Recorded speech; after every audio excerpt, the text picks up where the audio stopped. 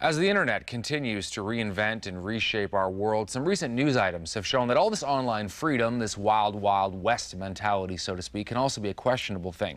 A group of teens in the United States who beat up a young girl with the one goal of putting it up on YouTube.com to get the spotlight. Or a woman in New York City married to a well-known theater owner posting very intimate and negative rantings about her husband on the net. Dr. Shirley Steinberg is our resident culturologist, and she joins us. So let's start with this teen beating that was put on the internet. I want to know, I guess, what is going through these kids' minds that they would do this with the express purpose of putting it online? Because they know they can. Precisely because they know they can. Because it's easy to do. It's easy to do, and once it's on, it can't be stopped.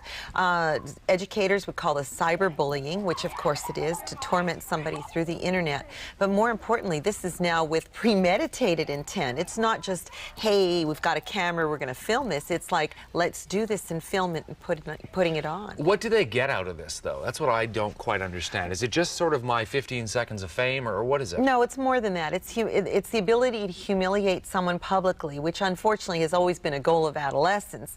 And the idea of that privilege of access, like, I can do this, that's very important. What do you think this sort of thing says about, because, you know, you're seeing more and more of this happening, people putting up violent things on the internet. There was a situation in Montreal at a high school last fall, people, you know, on the cell phone videotaping it, and then that got out on the internet. What does this say about I guess, in general, about society? Once again, our public space is getting smaller and smaller and just becoming a network space. We don't have land places to be. Everything's on the web. It's very frightening. At first we were scared because of cell phones and people were taking pictures of people in bathrooms under the cubby, but now it's gotten so much worse because you never know what could be filmed and what could happen when it's filmed. This Zone TMZ is always picking on especially celebrities, and if they're scratching their nose or looking funny, all of a sudden it's all over the world. So what should happen to these teens? I mean, should the book be thrown at them, so to speak? I mean, what sort of sympathy should we give them, if any? Well, people should be prosecuted if they break the law, and I think beating up someone, bullying, is against the law. As far as putting it on the internet, it's very, very questionable as to what the access is and who has the ability. If you can publicly post something, there's nothing against the law about posting it. All right, let's switch gears to a similar story. Tricia Walsh-Smith, I believe her name is, saying publicly and online that her husband's a louse, getting into details about their sex life, that she found pornography in his possessions.